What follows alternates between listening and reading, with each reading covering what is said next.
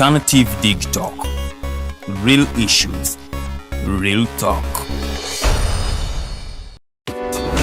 Looking for a pair of shoes? Let's Up Stores has a wide range of selection for unisex footwear. We have the best quality of all brands at pocket-friendly prices, and we make deliveries countrywide. Just place your order or reach us on 0772 08 0090. You can also check up at Let's Up Stores on all our social media platforms. Let's Up, craft your own footprints.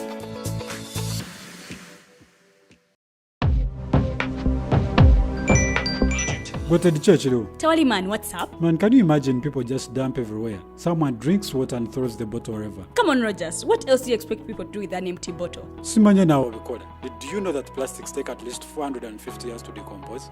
What? That's a long time. Exactly. Because plastics are made out of a lightweight and flexible material that doesn't decompose easily.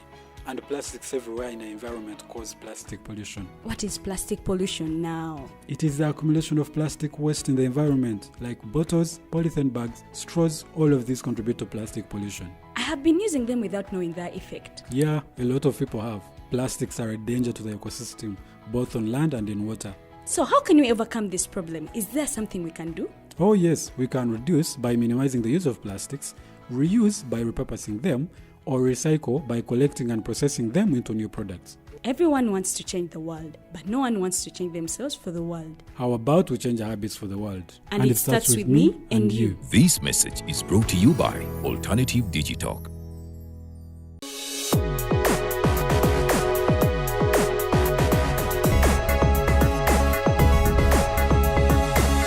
The Alternative Digitalk. Real issues, real talk.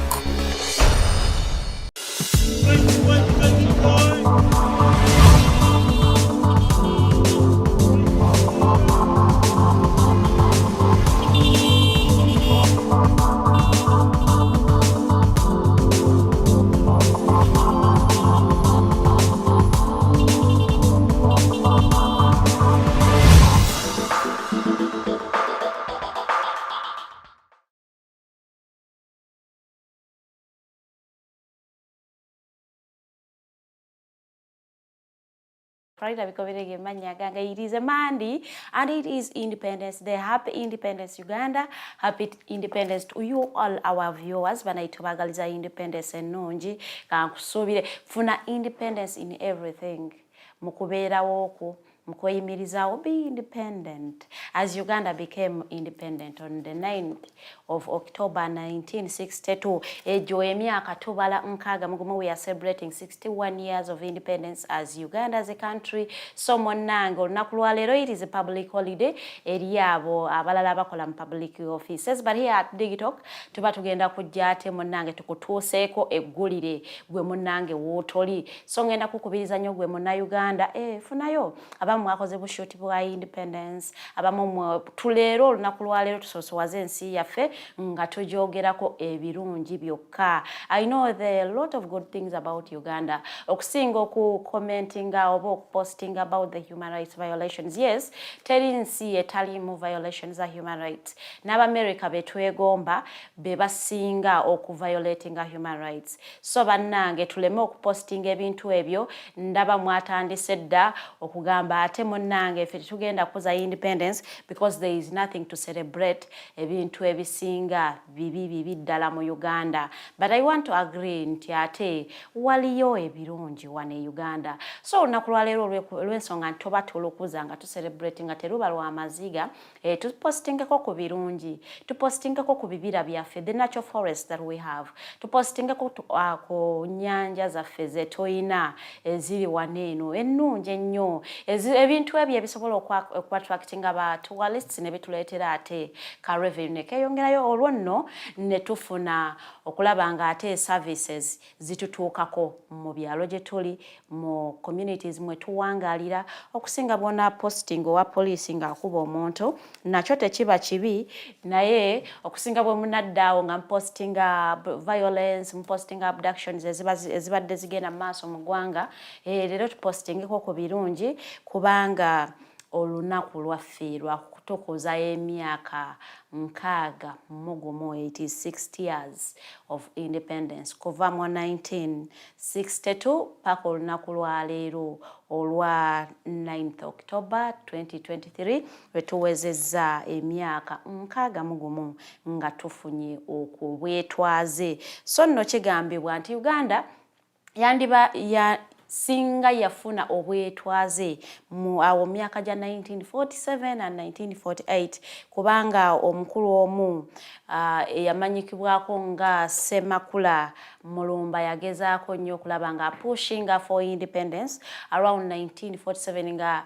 anonyeza independence for Uganda, Kenya and Tanganyika. It was called Tanganyika then, the now Tanzania. So omukulu ono yadde nga tayogerwako mu bitabo naye nga yapushinga nnyo okulaba nti ate Uganda efuna obwetwaze obanga efuna independence. Yadde nga kigambibwa nti Buganda yayagala nnyo yonga Buganda esooka efuna independence nga ate Uganda tenafuna. Era kigambibwa nti Buganda yadelayinga independence ya Uganda ng'ensi, era bo nga bagamba nti omukulu ono mu 1947 we yavaayo nga apushinga for Uganda's independence yafuna opposition in Buganda particularly, era nga aba British as buno riots babutuuma Buganda riots, era nga bwe wadelaying Uganda's independence till 1962 nga bo baagala bafune obwetwaze obwabwe olwo nno ate no Uganda eryoke efune obwetwaze naye nga yadde nga byadelayinga. Alhamdulillah twamala ne tufuna independence, and as we talk now we are celebrating 61 years of independence. Njagala obeere ng'oli mu comment section awo ng'okikozesa bulungi nnyo otekeyeeko ebirungi ebiri mu Uganda byotasobola kusanga wantu walala wonna, the good things about Uganda yadde nga nebibi bwe biri. Olunaku lwa leero twagala tu celebrating only the good things. Omukulu president wa Uganda His Excellency Yoweri Kaguta Museveni agenda kubanga ali wali eri ekitigumu gye bategese ate okubanga ate ba celebrating la independence ya guno omwaka gwa 2023 ajja kubanga ate ali side zeyo yadde nga ate ye President Wanop obanga principal Wanop wa National Unity Platform agenda kubanga ate akulembeddemu okusabira abantu be abakwatibwa mu 2021 elections nga bakyali eruzira abo abafiira mu November 20th 2022 mu riots ezaali mu Kampala bagenda kubanga ate babasabira n'abo abali abducted abatannalabwa kuva lwe baawambibwa nabo bajja kubanga ate babateekerako akabaani. Ffe mu busiraamu bwetyo bwe tugamba omuntu omusuulirako akabaani bw'aba yafa omwoyo gwe guleme kuwankawanka gufune we guwummulira. So nno bano bagenda kubanga ate bali mu kusabira abantu abo nammwe bannayuganda abali eyo nga temuli mu mirembe naye olw'ensonga nti embeera oba state gye bateekamu nammwe bagenda kubanga ate babasuulirayo kasaala. Gwe nsono munnange gwe osobola ogenda ne weetaba mwaba abali mu kusaba bajja kubeera wali eri ku kitebe kyabwe Kamwocha headquarters za Nopo. Osobola okgendayoko nawe ne weetaba mu prayer eno egenda kutandika essaawa 4 ez'okumakya era ng'egenda kubanga ekulembeddwamu omukulembeze wa National Unity Platform ono nno nga ye Robert Kyagulanyi Ssentamu abasinga gwe tumanyi nga Bobi Wine. Genda kubanga asabira ku bantu be omanyi abantu bangi nnyo baafiira mu elections eziwedde za 2021 abaana bafiirwa obulamu, abamu kati balema, abamu baabuzibwawo tebalabikanga, tebamanyi bannannyini baabo, tebamanyi oba abaafa oba bakyaliyo balamu. Mu baafa mwe tumanyidde omuwala eyamanyikibwa ennyo Nabukenya oyo nno yaffe bagamba nti Kabangali ya poliisi yamutomera yadde nga ye poliisi emwewakana. So negye emyoyo ne Yasini Kawuma naye essasi gwe yakubanga yafuna target etali yiye naye bajja kubanga ate bamusabira omwoyo gwe guwummule emirembe. So nno ebigenda okubeera side zeeyo ku National Unity Platform. So nno ng'abo bwe batyo basazeewo okubanga ate batambuza olunaku lwabwe olwa independence bagambye nti there is nothing to celebrate about Uganda okuba nti yafuna obwetwaze era omukulu omu yagambyeko bw'oba waakiriko nga wali nga tetunnabufuna kubanga violence ennaku zino esusse, abductions nnyingi nnyo, human rights violations eziri mugenda mu maaso mu ggwanga nazo ziri waggulu nnyo. So omukulembeze wa National Unity Platform yabaddeko mu church n'ategeeza nti for them they have nothing to celebrate about Uganda's independence. Instead, bajja kubanga ate bali mu kusaba nga basabira bannaabwe nga basabira n'ensi Uganda esobola okubanga ate efuna omukulembeze omulala bo gwe bagamba nti ajja kubanga ate ategeera bulungi nnyo okutambuza ebintu nga bwe birina okubeera mu nsi Uganda. Ngenda kuvaayo keeyo ensonga za independence nkugambye kozesa comment section osobola okubanga ate otuwandiikirawo ebirungi ebiri mu Uganda. Kale ebirungi n'obukulembeze obwa mukulu President Yoweri Kaguta Museveni bwe butukoledde. I know there are good things that the president has done, even though the bad things ng'ate musinga kwogera ku bibi nnyo,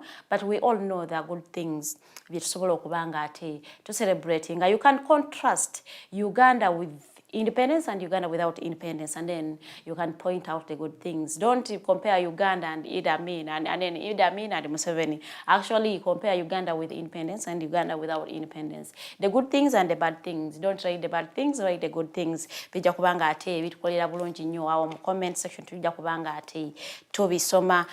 Abakulu mu UNRA bavuddeyo ne bayimiriza heavy trucks okubanga zikozesa bridge emanyikiddwa nga Sezibwa bridge neno ng'egatta Kayunga Kayunga borderinga Kayunga ne Mukono. Bridge eno munnange wiiki ewedde yavaayo nefunamu ennyaafa era nga bano bategeezezzaako nti ebimotoka ebinene birukululana ebizitozito tebikkirizibwa kubanga bikozesa bridge eyo nti ate yanditwala obulamu bw'abantu era bano ne bagamba nti bridge eyo esigazizza only one lane era nga eno lane egenda kubanga ate ekozesa bo small cars ne mpozi ne bana abagoba ba piki naye nga gwe ovuga ekimotoka ekinene bakwadvisinze mukwano okozesa Jinja Kampala Road tosobola kugenda ate ng'okozesa side zene Kalaji Mukono Kalaji Kayunga bridge eyo imnange yayonoonese so wandifiirwa obulamu naye ng'eno bridge yazimbibwa mu 1953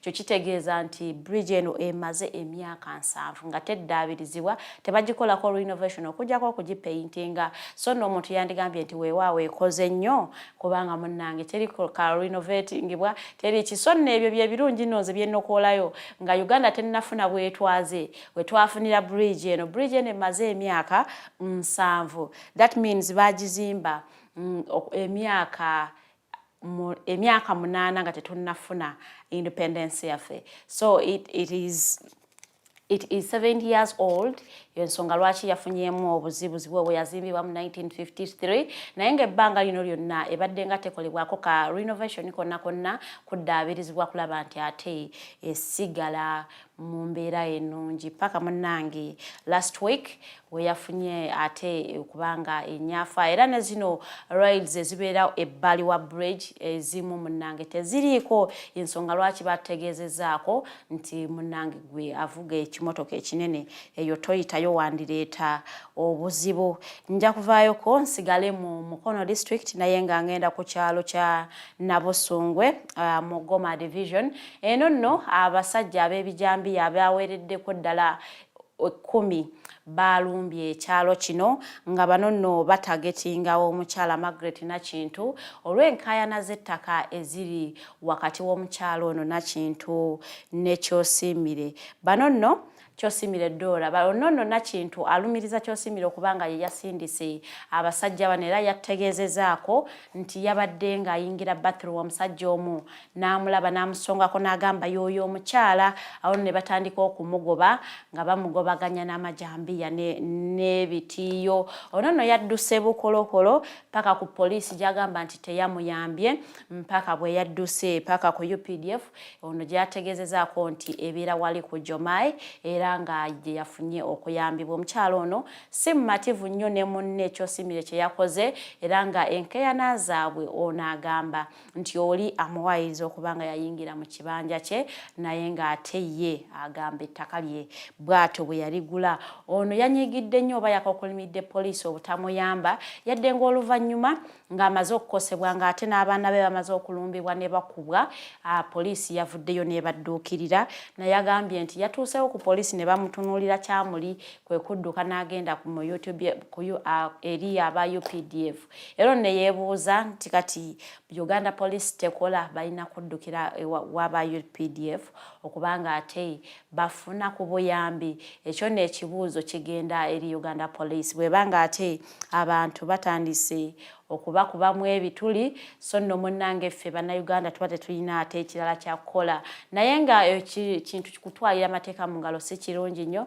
Disputes tuzisolving legally tusobole okuba nga ate tuleka okukozesa eryanyi okuba nga tusolvinga ensonga ezimu oba endala. Ngenda kuvaako eyo ntambule bukoloholo. Olunaku olwokutaano wiiki ewedde twalaba abaana abatiikirwa nga banono nga bakuguse mu nsonga ezimu oba endala ng'abamu bali mu hairdressing, abamu bali mu beauty, abamu bali mu tailoring.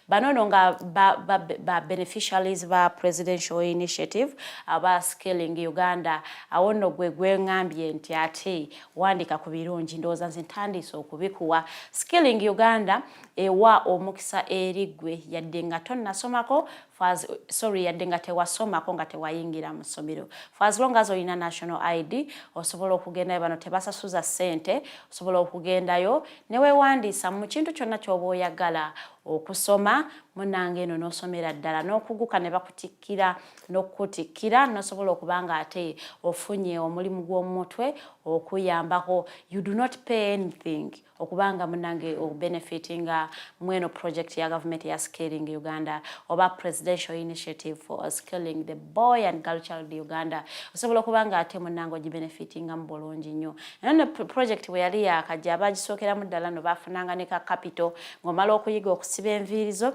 ne bakuwaayo ka capital ka 1M ne bakuwaayo ne hair dryer ng'emu ne bagamba munnaye genda otandika obulamu. Ndowooza they were overwhelmed by the numbers abantu abagenda okuba nga ate bewandiisa ne basobola okuba nga ate akasente ne bakayimiriza. But away from the money you can go and gain the skills kubanga munnange skills tezikaddiwa. Ne bw'onooba nga oyize kusiba nviiri nga tolina sente zipangisa dduuka, enviiri bw'oba nga ozisiba bulungi nnyo you can do your hair dressing from your home, from your veranda at home. Nosobola okuba nga ate osiba abantu enviiri ne bakusasula sente nga tokoze eki nga ate munnange tosasudde sente za rent za saloni. From home osobola okuba nga ate ofuna edduuka oba room yonna nosobola okuba nga oteekamu saloni yonna mu abagenda mu baking. You can bake from home. So kino nno kyengezaako okugamba nti genda ofune skills zino teweetagisa kuba nga ate olinayo ebintu bingi nnyo. First get the skills. Sente zijja kujja luvannyuma kubanga ne bw'onoobeera ne sente naye nga skills toziyina esente tezigenda kukuyamba. So kagenda ofune skills kubanga skills zo za bwereere nga bw'onoonya akasente munnange akajja okuba nga kakuyambako okulaba nga ate oweebezaawo mu bulamu nga tosabiriza. Mbagambye we are celebrating independence and we are writing only good things about Uganda. We are contrasting Uganda without independence. So Uganda before independence and Uganda after independence. Which Uganda would you love to live in?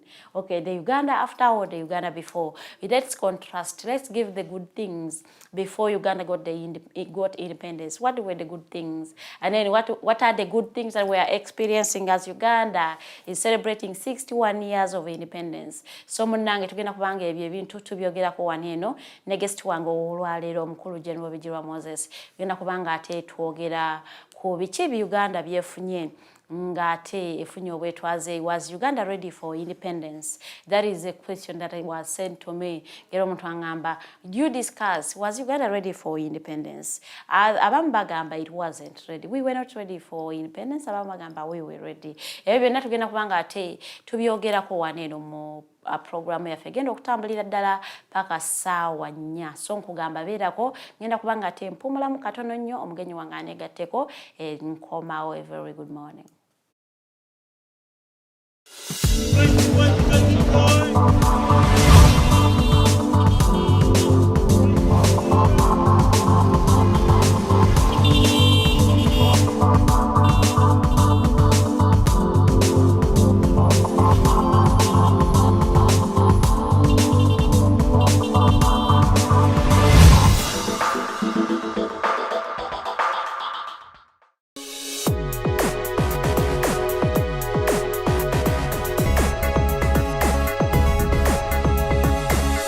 The Alternative Digitalk.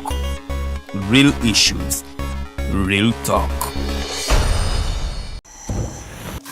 Are you craving for that special meal that will entice your taste buds and leave you with lasting thrilling memories? Look no further. Spice Island Bulenga has got your answer. Natural, fresh and delicious juice, the best meals. Don't miss our daily specials from Monday to Sunday. Pizza Wednesday, Saturday Pizza Bonanza, you buy one and take two. Come dine with us and feel the experience. We are located at Prime Shopping Center in Bulenga, Mitiana Road. For inquiries, call us on 0704111720. Spice Island, we treat your cravings. Hi Rogers, can I ask you something?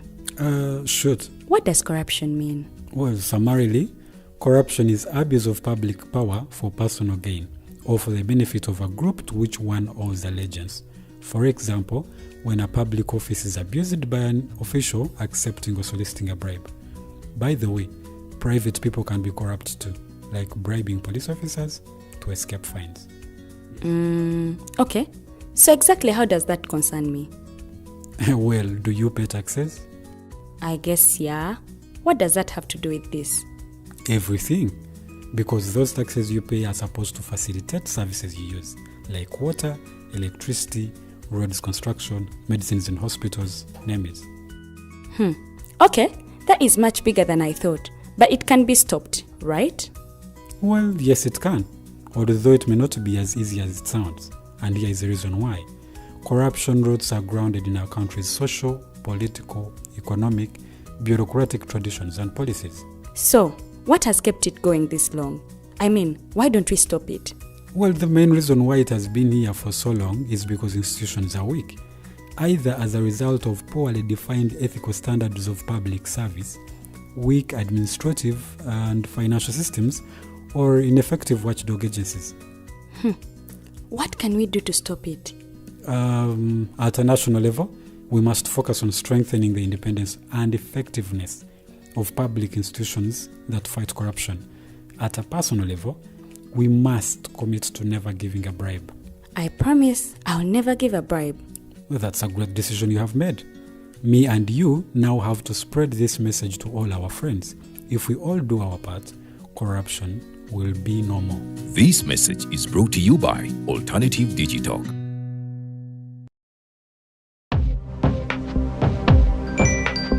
Go to the church, though. Tawali man, what's up? Man, can you imagine people just dump everywhere? Someone drinks water and throws the bottle wherever. Come on, Rogers. What else do you expect people to do with an empty bottle? Simanya now, recorder. Did you know that plastics take at least 450 years to decompose? What? That's a long time. Exactly. Because plastics are made out of a lightweight and flexible material that doesn't decompose easily. And plastics everywhere in the environment cause plastic pollution. What is plastic pollution now? It is the accumulation of plastic waste in the environment, like bottles, polythene bags, straws. All of these contribute to plastic pollution. I have been using them without knowing their effect. Yeah, a lot of people have. Plastics are a danger to the ecosystem, both on land and in water. So how can we overcome this problem? Is there something we can do? Oh yes, we can reduce by minimizing the use of plastics, reuse by repurposing them, or recycle by collecting and processing them into new products. Everyone wants to change the world, but no one wants to change themselves for the world. How about we change our habits for the world? And it starts with me and you. This message is brought to you by Alternative Digitalk.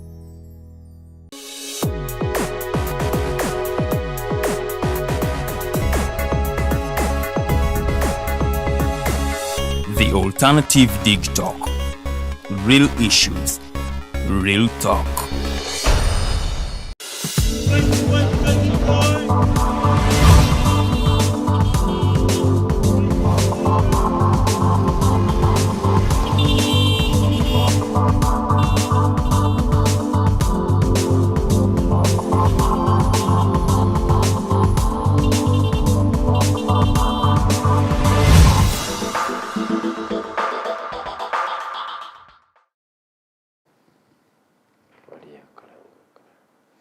Tukolikeyo mulamuko negatiddwako omugenyi wange owa buli Mande omukulu General Bigirwa Moses okuva mu kibiina kya National Unity Platform. So nno gwe munnange ali eyo ng'oli ku live yaffe kozesa nnyo comment section kubanga topic gye tunyumyako nawe gikwatako. Bwe tugamba ku bwetwaze ekigambo kitegeera bulungi nnyo Uganda okubanga ate celebrating obwetwaze okumala emyaka 61 nga munange we are independent nga tetulina gwetukoze eki gwetusigamyeko sorry Oluganda luzibu bannange Luganda luzibu naye kale nga tetulina gwetwesigamyeko banga tetulina muntu gwetutekinga orders from nga tweyimirizaawo ffe nga ffe omuntu yandibuuziza ekibuuzo are we really independent obanga independence tugirina mu bigambo ebyo byonna nno omukulu General Bigirwa Moses agenda kubanga ate abituddamu bulungi nnyo so njagala mwanirize asobole okubanga atulamusaako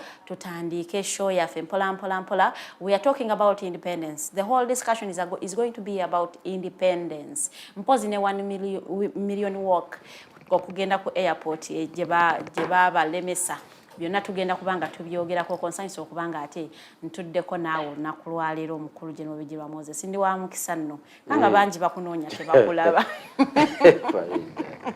nange ndi wa mukisa nno okubeera presided over by Farida abakyala batono nnyo abali mu media ku level eno naye tubeebaza nnyo abantu bawano ku Digitalk mukulembeza nnyo abakyala bali mu kamera bali mu strong room muganda wange Norman njala okumwebaza mu ngeri y'enjawulo neera tuzze nga bulijjo tubeeko ebigambo byetwongerako lunaku luli supposed kubeera lukulu eri eggwanga lyonna olw'ameefuga luno olunaku lwe twava mu mikono gya Kyeruppe ne tutandika okwekwatira mu nsonga steering. Yes.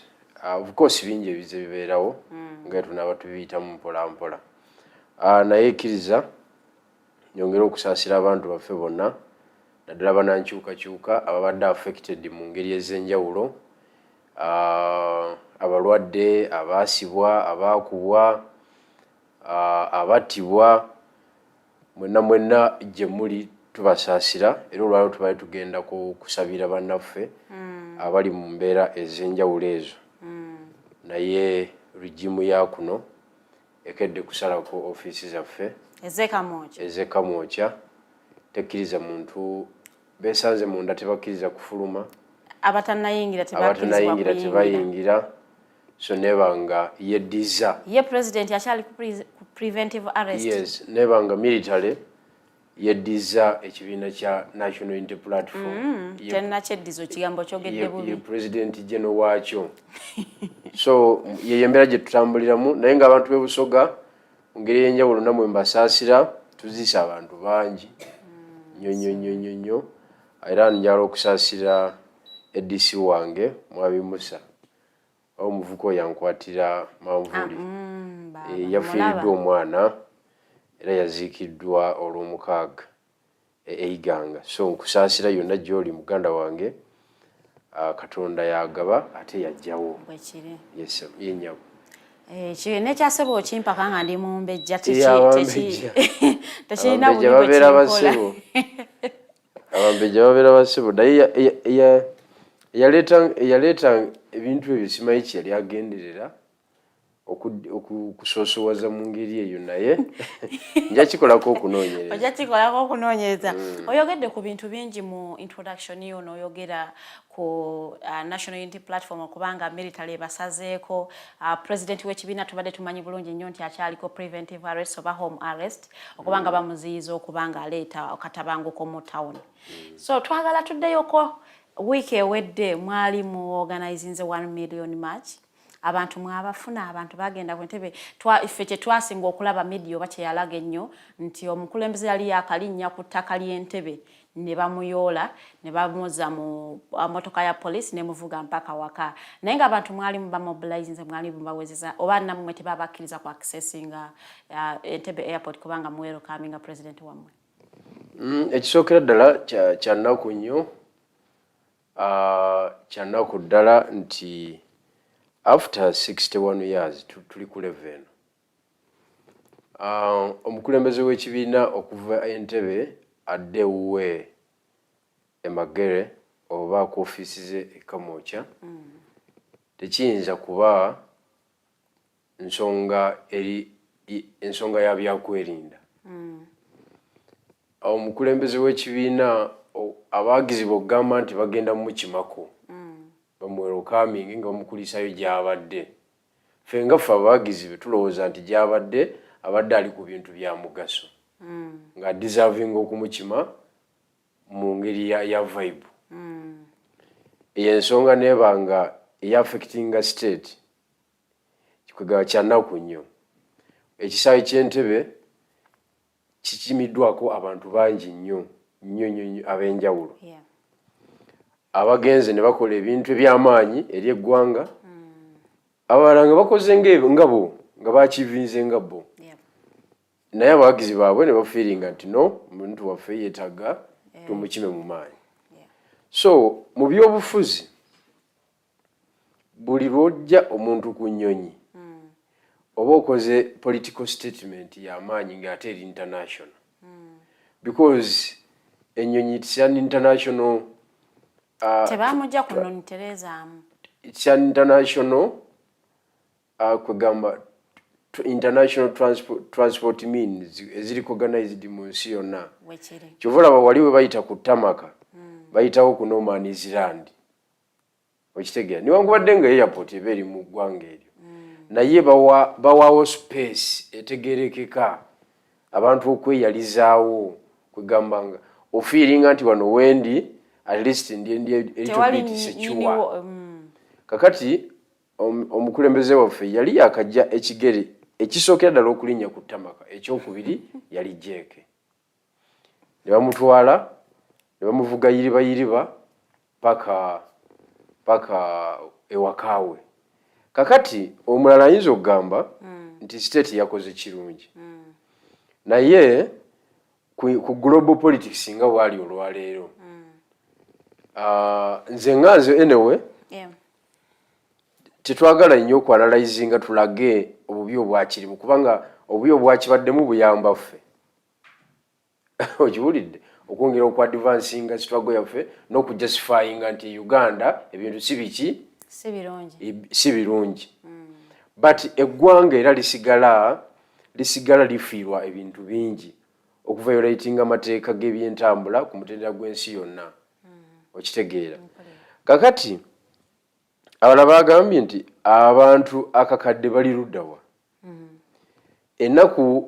Olunaku olwali luddirira olwo poliisi n'amagye basuula emisanvu ku luguudo lw'Entebbe. Enguudo zonna ezigendayo nga basikurininga buli muntu akola ki?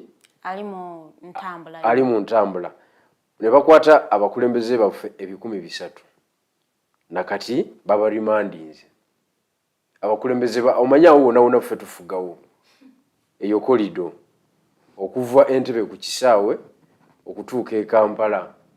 NRM yeri ku opposition wonna wamyufu. So abakulembeze baffe bonna bakwatibwa. Abakulembeze 300 bali mu kolido eyo gy'oyogeddeko. Anti nkugambye ng'ogyeko 0.1% ya meeya w'Entebbe eyabba obubbi akalulu. Abakulembeze abasigaddewo bonna baffe. Kati abakulembeze baffe bali bakola enteekateeka ey'okwaniriza omukulembeze enkeera waalwo ne bayoola 300 era kati bakyali munda. Ne basuula emisanvu nga basikurininga every after 3 kilometers nga waliwo road block. Nga intelligence y'amaanyi nnyo epima naani alinnye taxi, ne bateekawo ne taxi ezeefuula eziri mu kutwala abantu naye nga zaba SFC nga zivuga zitwala ku poliisi abasaabaze. Okiwulidde. Kakati ne bastressinga abantu baffe bonna kweri ekkubo ne batasobola kutuuka ku kisaawe kukiba mukulembeze waffe. So mweyo embeera oli waba tamanyi bya bufuzi era nga tatuwagira mwangu nnyo gamba abantu babadde luddawa baba disappointinze nedda kisebo gwe njagala ojjukire enkuŋŋaana zonna zetutatagannaziddwa zetutabadde interrupted by police response y'abantu ebadde ki tubadde ne numbers mmeka naye ng'ekibiina kya National Unity Platform n'abawagizi baakyo mumanyikiddwa nga mmwe abasinga okukozesa social media ebintu byogerako nga tebiri captured ate nga mmwe teri kibatukako nekitamanyikibwa ku social media ekikulu kiri nti nze njogera ku facts ezabaddewo nze njogera ku soogera ku palapasa abantu nga 45 abakwatiddwa nze soogera palapasa aba 45 boyogerako oyinza okuba oyogera ku bannamawulire bokka bannamawulire bakubiddwa kamera ne zaasibwa gajeti za muzimayiza bbeeyi ne bazirinnyalinnya okiwulidde obutambi weebuli so tiyabadde normal operation twalemeddwa okunga abantu n'omuntu yali ebuuzizza what was so special about this return of Mr. Kyagulanyi Ssentamu nga eyawukana nnyo okuziriza abadde ng'agenda ebweru n'akomawo kyanjawulo ki ekyabadde ku eno nti mwabadde mwetaaga okumobilizing 1 million people no fe yabadde abaleetedde bukulembeze no kakati osaanye okimanye nti tuli mu phase ya country tour teggwangako okiwulidde teggwangako kati ekisooka osaanye okimanye nti yava mu field okugenda e Canada okijjukira bulungi rale gye twasembyayo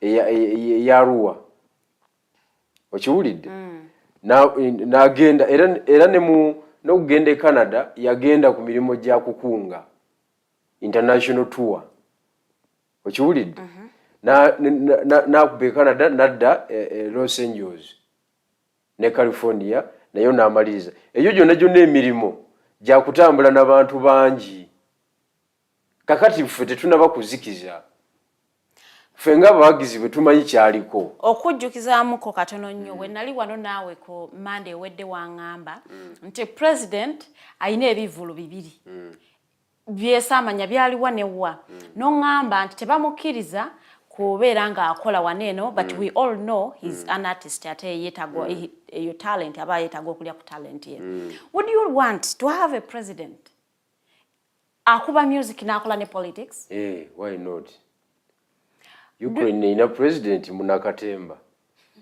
nakati naye nga akwatidde Ukraine mu crisis gyerimu nakati emundu evuga tayambalangako na suuti wadanaku olumu obudde bw'anaabanga ategese katugeze ekyokubiri lindako katini agenda kubanga ensi agirese mikono lindako katini music it's a profession because ye abinamu empapula abinamu degree number okiwulidde goyagala kuŋŋamba nti oli bwakwata oba president nga lawyer ng'asizinga okubeera lawyer professional yenga agisazaamu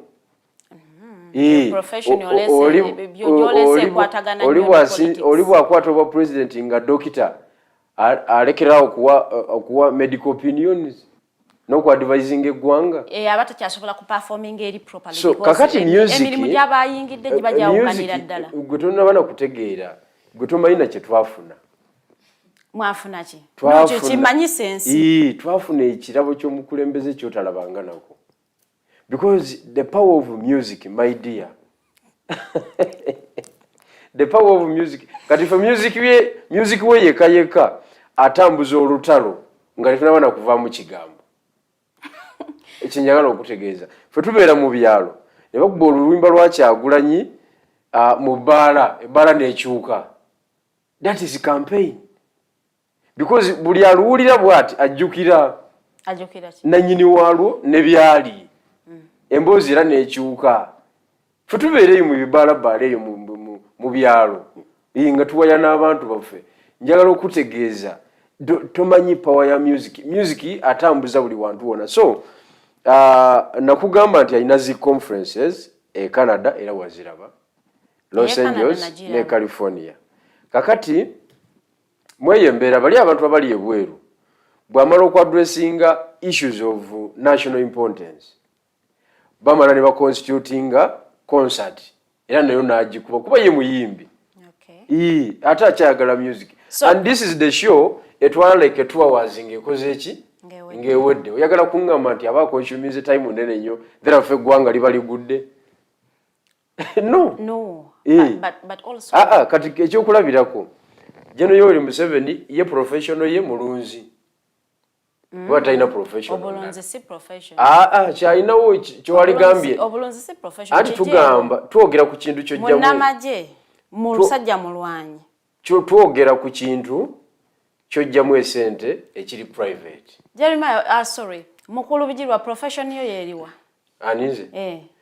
Nze ndi revolutionalist. Thank you. Ekyobulunzi kijjeeko ku mukulu president. Anti kyenkugamba nti General Yoweri Kaguta Museveni musajja mulunzi. That is the side business of him. Okay? No. Kakati buli lwagenda lwakitula ku faamu ye. Lwakitula criticizing ekyo. Akyali munsi gyaba akyakulira. But also you were answering ekyabadde ekyenjawulo ku return y'omukozi Kyagulanyi. Ffe tugamba okwawukana ku ffe ba leaders bakola nabo n'abawagizi ba NUP twabadde tuli basanyufu ne bye yakoze gye yabadde. So it was worth it okumwerokaminga mu vibe y'amaanyi. Naye temulowooza nti mutambulira mu steps oba omukulu gwa Dr. Kizza Besigye gwe yalekawo because naye yakikolanga bwatyo ngera abawagizi be bamukuuma naye era ne bamuyoola. Didn't you expect nti wajja kubeerawo police eyinza okuba interceptinga ne mutatuukiriza kye mwali mu plannings era mba mwali mukisuubira option yammwe yali ki? Anti kakati kyolina okumanya ffe ekyaffe ffe ekisooka Dr. Besigye tumwebaza mukadde waffe mu bintu bya struggle. Is our consultant tumwebuuzako mu bintu bingi kuba abantu nganzi tukulidde ku mulembe gwa Dr. Besigye nga ni overall commander waffe. Nze namulonda emirundi esatu. Kakati toyinza kugamba nti ebintu bye yakola tubyandamayininga. No. But ebiriwo kati kubanga embeera ekyuka. Embeera Dr. gye yakolerangamu egenze ekyuka ne gye tukoleramu wano. Embeera Dr. gye yakolerangamu nga drones zino engeri z'operatingamu kati si bwe zaali z'operatinga mu biseera ebyo. Okitegedde? Kuba kakati bakukwata n'obula. Notaddamu kukola ki? Kulabika. Bakukwata ne bakumenyaamenya amagumba mu dakiika 2 ne baba nga bakumaze ne bakukasukaawo mu ka drone. Kakati ebintu byakyukira ddala bakubira ddala ku nnyama. Tebikyali mugamba nti biki nti waliwo okugobera procedures ez'amateeka. So ebintu bingi state byakyusaamu engeri gyekolamu emirimu gyayo. Infiltration yagyongeramu amaanyi okuinfiltratinga ffe ababalwanyisa oba ababaopposinga. Okay? So environment za njawulo wadde ng'omulaba akyaliyo omu. Yayongeramu resources nyingi, yayongerako essente nyingi, yagaziya ebitongole bye, yayongerako abasirikale obungi. So tokyamubalira wali ku mbeera yaki ya dokita. Kakati naffe tumukubisa weapons ndala nga mass media. Nanti kyenneebuuza nti mwali musuubira poliisi okubanga eba intercepting okubanga temukima mukulembeze wammwe. Omuntu yandyebuuziza buli lw'obeera n'entegeka nti ngenda wano naye wandibaawo obuzibu oba osuubirayo omulabe. Always obeera ne plan B. What was your plan B? Oba mwali mutegese ekyo we kyayiika you all went home. Ate kakati nkugambye olwaleero poliisi ekedde ku ofiisi zaffe. Kitegeeza tetunnazikiza. Tetuyinza kuzikiza maidia kubanga omulaba akyaliwo ate nga tuzikiza tutya. So celebration za independence is not your plan B for the 1 million walk. This was not a celebration for the independence. Ffe tukyali ku script yaffe tukyeyongerayo. Okay? So saagadde olowooze nti tulina bye tuli nti try plan B yaffe sijui plan C kubanga oyagala kubanga ekiseera ky'okuyiwa omusaayi tulowooza kijja kujja naye si kati kubanga eno state gye tutwala eyagala kuyiwa musaayi yo byeyagala and we are advocating for peaceful transfer of power.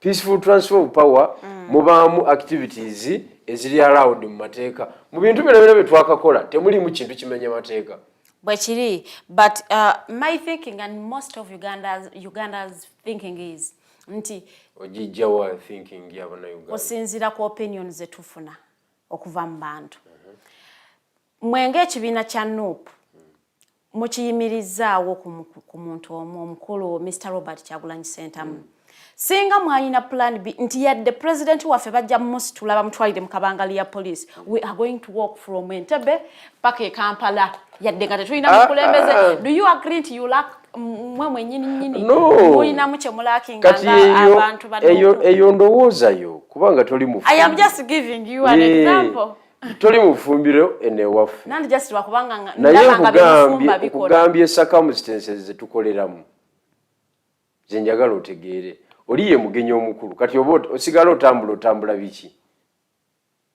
omugenyi omukulu bamukoze eki bamutute naye preparations zaffe zigenda mu maaso tuli mu kugamba so mweye embeera ffe tetunava ku script yaffe sagala tu driving kugwe byolowooza nafusobola obikolamu analysis. We are just giving opinions.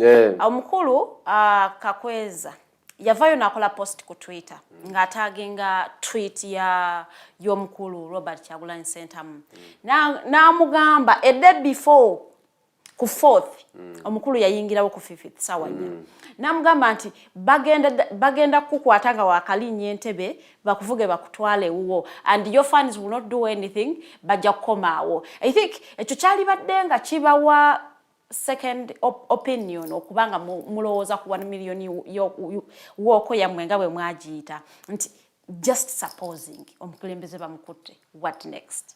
You didn't have a plan B. That's why the things you are staging be failing. Singa mwalina plan B, just thinking. Nga abantu bana Uganda abalala bonna we babyogera. Omanyi njagala tubeere very objective here. Singa mwalina plan B, singa omukulembeze waffe akwatibwa from the airport nga bwe kyali. Because twali fenna tukisuubira nti bagenda mukkiriza kutambula n'abantu emiliyoni namba okuva Entebbe okudda mu kibuga Kampala oba Kamwokyo oba mu Makage. That was going to be, it wasn't going to be allowed. But omuntu yeebuuza bwe mbanga mwakirowoozaako you thought about it and left it there. No, kakati simanyi plan B gyoyogerako Farida kubanga fe plan yaffe yali yakukima mukulembeze. All. That's all. Siya kudda mbirala kukima mukulembeze. Eyo mukulembeze waffe kumpi akyali Canada kubanga passport ye eraga tanayingira Uganda. Okiwulidde? Tanayingira ggwanga. So fe plan yaffe yali yakumukima kutisaawo Entebbe. Teyali yakutambula ng'ate tetumuyina. Okay. Ate tuba tutambula ki? But abamawulire mwenna nsaba mu concentrating ku bikolwa police byekola okuviolatinga eddembe ly'abantu. We see it. We have always talked muleme about concentratinga nti NUP ebadde zaako ki ebadde eddembe lya NUP erityoboddwa lema kulowooza nti abagizi ba NUP they are not Ugandans. They are. Yes. Okay. So mweye embeera baba batyoboddwa unaawe kennyini ali eyo yeefuula tebitakwatako naawe bo eddembe lyo likoze eki lityoboddwa. So instead of asking for plan B and planless and whatever mwina ekikolwa ekikulu kyekiri because what was our motive? Our motive was to welcome your president. Our president. As simple as that. Era baba kumutuwa. Nothing more, nothing less. Yes. Okay. Kubanga National Unity Platform, it's a non-violent political institution. Waliwo ebigendererwa ebiri political byonna mu kukima president wamwe, was there any political motive in this work? Of course, this is a political party and is our leader. Nanti omuntu buli w'omukima ku kisaawe in big numbers you make a statement ku international level. Okay? It is purely politics. ekyo kyo tekiri mu kwekwekerera. Politics and capacity kulaga uzitowa kyenkana ki in terms of numbers. Mulagakani mulagani abali ebweru the international community fetulina betuvuganya nabo. Okay. Era betuvuganya nabo bo bakozesa mundu, bakozesa sente, bakozesa intimidation, ba misusing authority and power gye balina bo okusigalawo. So fetulina betuvuganya nabo batulabanga abalabe, batulabanga ba enemy, batulabanga ba opponent. Okay? So Farida Kinyalo okutegeeza nkubira omulanga media houses zonna mu Uganda mu kifo ky'okutubuuza akakadde k'abantu kabuliddewa muvumirire ekikolwa ekyokujja omuntu ku nnyonyi n'okugaana abawagizi okwerukaminga omuntu gwe baba baagadde. Ojjukira Mwai Museveni alina bye yagendako yali New York ndowooza mu UN General Assembly. Nafumulirayo ebigambo bingi nnyo. I think it was 20 kigambo kufumula ngokikozesezza bubi. Era waliyo n'akadaali ke baamuwa, waliwo omudaali gwe baamuwa eyo oba yali AU yamuwa akadaali ke baamuwa CGPC wa byakoze bitya. Bwe yakomawo abawagizi be baamukima ku kisaawe Entebbe naye nga gaali magye ge gaamukima. Oyagamba president ayina bawagizi n'asitula ennyonyi waggulu zonna n'akondoninga ekkubo lyonna n'akunumba era yamalira ku State Square. Ojjukira bulungi yakuba olukuŋŋaano lw'amaanyi ennyo ku State Square n'amala n'avaawo n'ayambuka e Nakasero. Naye awo wonna okuva Entebbe tewaaliwo mulimu gwali kugenda mu maaso. Okay? Okumala olunaku lulamba waggulu ne wansi nga ne bwoba ng'opangisiza ka helicopter kakuleeta olwa traffic jam nga tolinawo okayisa kubanga baba tebamanyi kyoliko.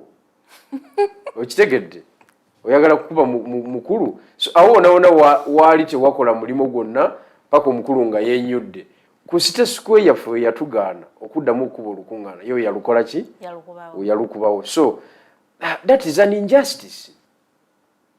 That is being unfair mu politics. And wetuba twogera ku nsonga zino twogera ku ggwanga eryaffe. Museveni is here today, tomorrow you'll be a dead body. Era tudde wano twogere ku mugenzi gye nayo leka kuta Museveni. Tujja kujja wano Farida. Ojja kuba okyali mulamu. Nze nje nkubuulira tujja kubeera wano ogambe nti omugenzi omwogerako ki ng'agenze. Okiwulidde? So mweyo embeera abantu bakkirize tuzimbe eggwanga ffenna. Abantu bakkirize tuzimbe eggwanga ffenna ennyama. Okay. Banaye tuli ku Mighty Drive ndi n'omukulu General Bigirwa Moses okuva wali eri mu kibiina kya National Unity Platform. Tubadde twogera ku 1 million walk eya flopping. It actually flopped because teyabeerawo ne 1 million people ba Ugandans abaali bagenze okubanga welcoming president waabwe tebaalabibwako. Abamu baasibwa nalaba nga baba remandinga over for 2 weeks abaali wanene machindye mu court like 40 Ugandans. 40 supporters of Nopo bali wanene machindye ne baba remanding abamu bali Entebbe abamu baweebwa abamu baatebwa abamu ne baba remandinga. So bakwa abaana babakwata bangi nnyo. So awo gwe muna Uganda kyonna ekyokuyiga kyojja mu kikyo si kyange nze mba nkusiigira kifaananyi nga bwe kiri nosobola okubanga ate naawe ojjamu ekyokuyiga nga tumaliriza topiki yaffe ya 1 million walk. Njagala omukulu General Bigirwa Moses ampeeyo kigambo kimu kyokka lesson ki emu yokka gye wayiga mu eyo sakasi yonna eyabeerawo ku Entebbe National Airport as a politician not as a person nga muna Uganda. Njagala obeere nga munabyabufuzi. No, twayigamu lesson naye si ya wano ku media. Si ya kwogera mu bantu si ya wano kati yaffe mu ffumbiro. So sijja giteeka wano ku mpewo. It was a very, very, very, very big lesson. Jetulowooza nti tusobola kugiddamu. Okay.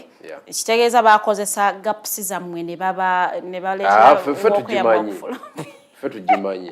Naye nkugambye nti si ya wano kuki?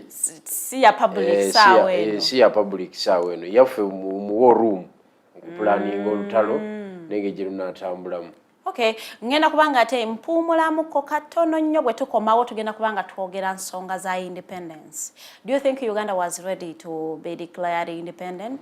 Olowooza Uganda nga bwe yali before independence twali kale okusinga nga tulina independence? What has Uganda achieved after okubanga tufunye independence for 61 years? Tulina bye tunyumyamuko bye twenyumiriza ne tugamba nti olw'ensonga tuli independent tusobola okufuna ABCD. We are still a landlocked country, by the way.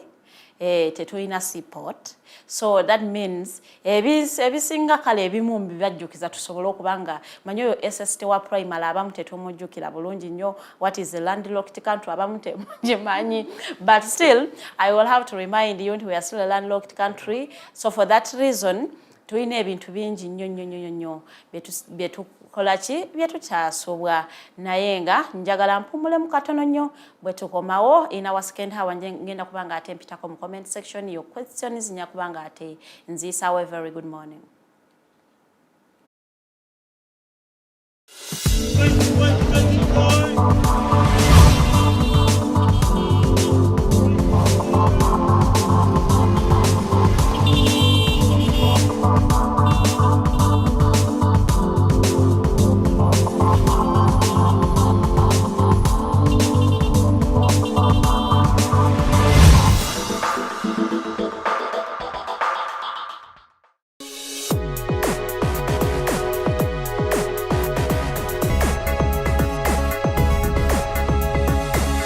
The alternative Digitalk. Real issues, real talk. Hi Rogers, can I ask you something? Shoot. What does corruption mean? Well, summarily, corruption is abuse of public power for personal gain or for the benefit of a group to which one owes allegiance. For example, when a public office is abused by an official accepting or soliciting a bribe. By the way, private people can be corrupt too, like bribing police officers to escape fines. Okay. So exactly how does that concern me? Well, do you pay taxes? I guess, yeah. What does that have to do with this? Everything. Because those taxes you pay are supposed to facilitate services you use, like water, electricity, roads construction, medicines in hospitals, name it. Okay, that is much bigger than I thought. But it can be stopped, right? Well, yes, it can, although it may not be as easy as it sounds. And here is the reason why. Corruption roots are grounded in our country's social, political, economic, bureaucratic traditions and policies. So, what has kept it going this long? I mean, why don't we stop it? Well, the main reason why it has been here for so long is because institutions are weak, either as a result of poorly defined ethical standards of public service, weak administrative and financial systems, or ineffective watchdog agencies. What can we do to stop it? At a national level, we must focus on strengthening the independence and effectiveness of public institutions that fight corruption. At a personal level, we must commit to never giving a bribe. I promise I'll never give a bribe. Well, that's a great decision you have made. Me and you now have to spread this message to all our friends. If we all do our part, corruption will be no more. This message is brought to you by Alternative Digitalk. Looking for a pair of shoes? Les Hub Stores has a wide range of selection for unisex footwear. We have the best quality of all brands at pocket-friendly prices, and we make deliveries countrywide. Just place your order or reach us on 0772 08 0090. You can also check up at Les Hub Stores on all our social media platforms. Les Hub, craft your own footprints.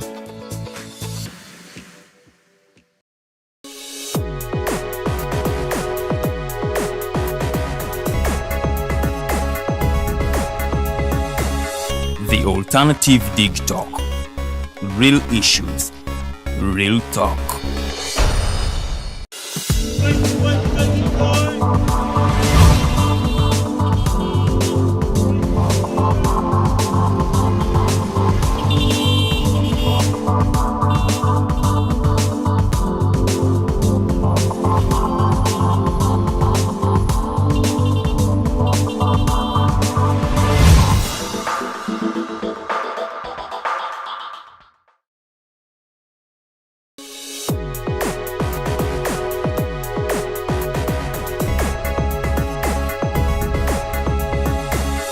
The Alternative Digitalk.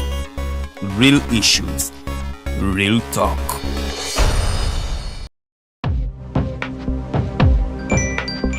Go to the church, though. Tawali man, what's up? Man, can you imagine people just dump everywhere? Someone drinks water and throws the bottle wherever. Come on, Rogers. What else do you expect people to do with an empty bottle? Simanya now, recorder. Did you know that plastics take at least 450 years to decompose? What? That's a long time. Exactly. Because plastics are made out of a lightweight and flexible material that doesn't decompose easily. And plastics everywhere in the environment cause plastic pollution. What is plastic pollution now? It is the accumulation of plastic waste in the environment, like bottles, polythene bags, straws. All of these contribute to plastic pollution. I have been using them without knowing their effect. Yeah, a lot of people have. Plastics are a danger to the ecosystem, both on land and in water. So how can we overcome this problem? Is there something we can do? Oh yes, we can reduce by minimizing the use of plastics, reuse by repurposing them, or recycle by collecting and processing them into new products. Everyone wants to change the world, but no one wants to change themselves for the world. How about we change our habits for the world? And it starts with me and you. This message is brought to you by Alternative Digitalk.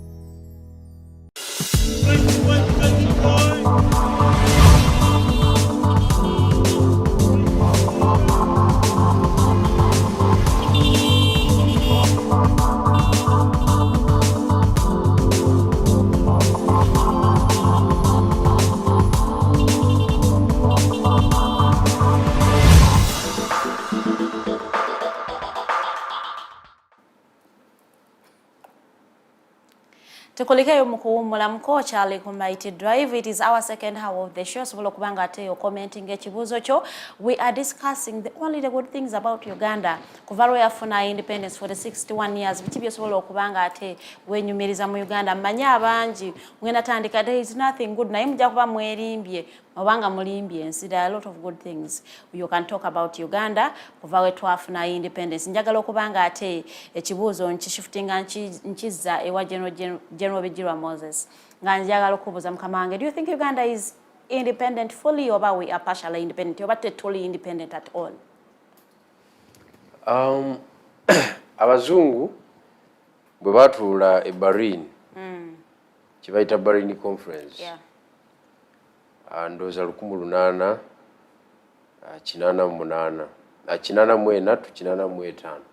begabanya okusinziira buli omu kapasite ye egyasobola ne begabanya mawanga gano, ne begabanya mu Latin America, ne beekola ekigenyi. Kakati bwe bajja eno ne batandika okutukulembera, baleeta ebintu bingi ebitaali wano, bajja n'ebintu bingi nnyo. For example, ekigambo presidency okitegeera tetwakiina, prime minister tetwakiina, okiwulidde, speaker oba that division of power tetwabiina wano. Batusanga nga tuli mu centralized setup, nga tufugibwa awala waliwo obwakabaka, awala waliwo ba chief dome, bwe bityo. Kati ne bajja batuyoolayoola.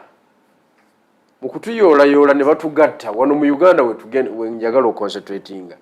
Ne batugatta ne tukola kibayita republic. Ekigambo republic tekyaliwo. Abazungu be bakireeta. Wano Buganda yali evuga byayo. Era nga bw'ova mu Buganda n'ogenda e Kenya, e Busoga, ogenze mu nsi ndala.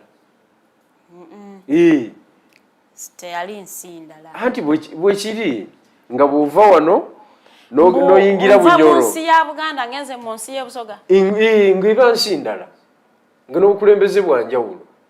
Nga bw'ova wano n'oyingira Bunyoro birala. Okitegedde?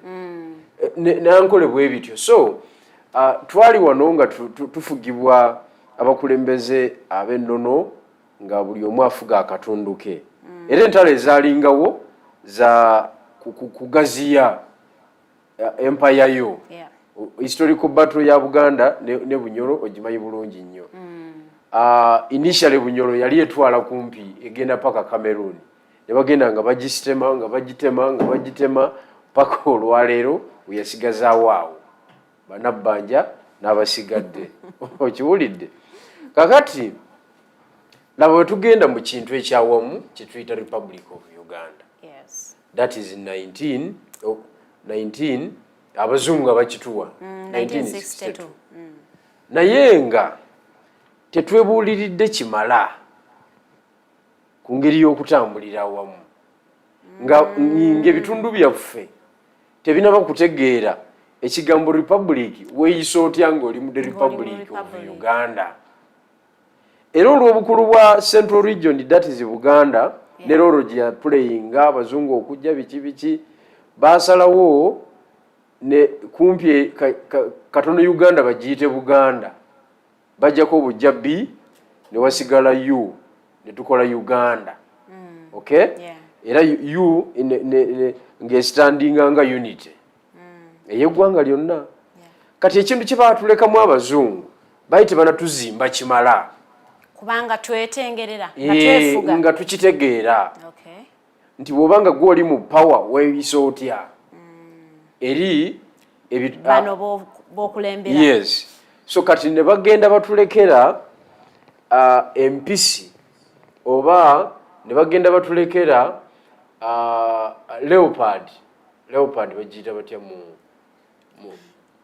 engo ne batulekera engo okitegedde engo zikuuma embuzi. Just imagine engo ekuuma embuzi oba ogiwadde ekyemisana n'ekyeggulo. So yeyoleke gwe twagwamu abazungu baatulekamu. Ogamba nti we twafunira obwetwaze twali tetulirwedde kutwala bwetwaze, twali tetunategeera the term republic, what it means, what it stands for. Okay? Era nga tulina kitambulira mu tutya kyovula baputunaawo Buganda evuga byayo okakasa era ekyavuga bya Buganda. Lindako katini even yesterday they celebrated their independence. Okiwulidde nga munaana Busoga ekyali nafunafu in terms of dominance and whatever our cultural leadership yaffe ekyalina obuzibu bwayo. Okiwulidde Bunyolo evuga byayo naye nga tuli mu Uganda. Okay? So tulina obuzibu nti abazungu tebaatuyamba kutusomesa how to control power and authority when you are at the helm. Okay? So netufuna obuzibu nti buli group ekwata power kangambe buli tribe ekwata power ebange winize lottery card ngegenda kulia 100% on the expense of other Ugandans or other tribes because we want to chivugira ku tribe. And that is the problem. In 1961-1966 crisis, ezimu ku nsonga ezaleeta crisis eyo nga makabira amalala tribes endala nga balaba Buganda bwekola ki bwenyumirwa under the leadership of Ssekabaka Muteesa. Okay? Kyova olaba nti Buganda ebadde ina nakati ekyayina olutalo olugirwanyisa wabweru wa Buganda.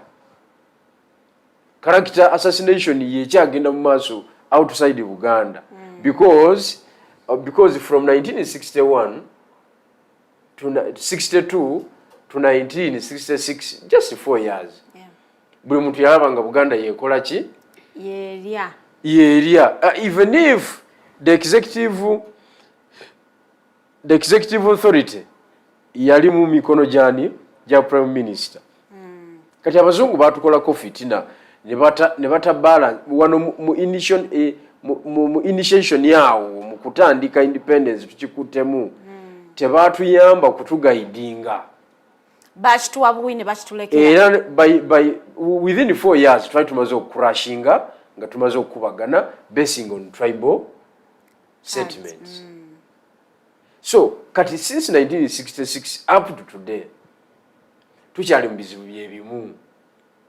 So Uganda ng'eggwanga tunanyumirwa independence buli group ejja from 1966 up to 1971 I mean is cool. Okay? Ebintu byonna byali bisoma akokolo.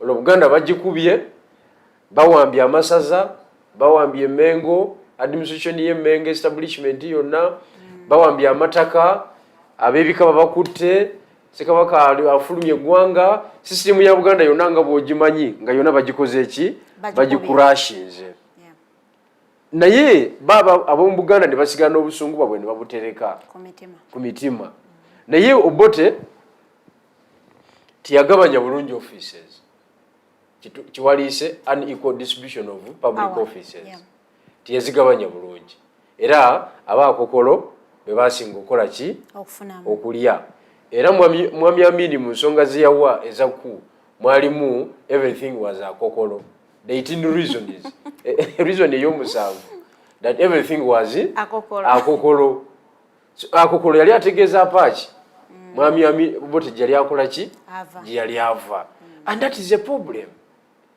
nakati echi existing okay I mean Obote tiyakozesa bulungi office eyo adhini power and authority jali alina yaje exercising bubi abantu ne betamwa abantu bali mu makomera babiri kyonuka bonnanga bali mu makomera Dr. Semogerere bali mu makomera okitegedde ba minister benga bali mu makomera abakulu b'amajja abenjawulo nga bali mu makomera so Amini bwakwata ekintu lole bbiri ze batika okunona ba political prisoners okuveruzira ne bakasuka ku State Square obutambi kwe buli ku mikutu egyenjawulo nga lole tikula abakulembeza abenjawulo mwami Obote yali akoze eki byali yakutte okitegeera and that is still a problem up to today tituna ku answering the political question that is misuse of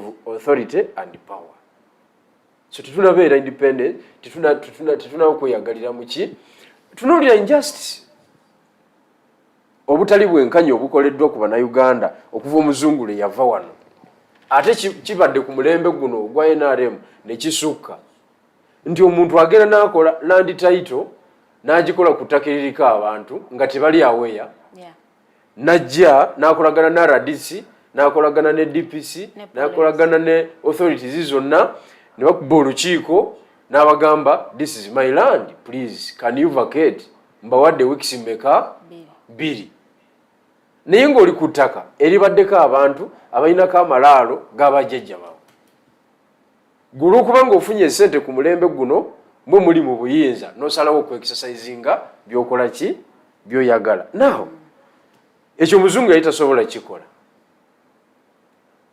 kale omuzungu ensobi gye yakola mu by'ettaka nti mu ndagaano y'olwenda waliwo ettaka eryagabibwa ne liweebwa abakungu ba Ssaabasajja Kabaka nga teririko abataka abakopi era lyavaamu de bataka revolution okiwulidde so naye omuzungu tasobola kugenda extra mile obwatyo forceful eviction ebaddewo era buli regime ebadde nayo so njala okutegeeza Farida tukyali mu kaseera kazibu nnyo twali tulowooza nti Amini anaayamba Amini naye mutabukako yafugayo emyezi 2 egyali emiteefu by 1972 yali agenze overboard n'akola amawulire ku international level n'akola byali alowooza nti bye bituufu ayina significant development gyateekawo nakati ng'ekyali visible n'ebirala naye ng'ayina n'ensobi nnyingi zeyakola ki